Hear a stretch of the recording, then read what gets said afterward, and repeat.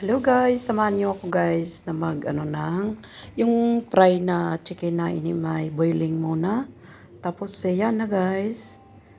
At saka inimay ko na nagkat ako ng onion, garlic. Ayan. Okay guys, tapos ready ko na yung kawali din para ayan, tapos na akong nagiwa guys. Ready ko na yung kawali, ininit ko na, pinapry ko yung onion, garlic. At saka yung brown na yung garlic, add ko na din yung onion.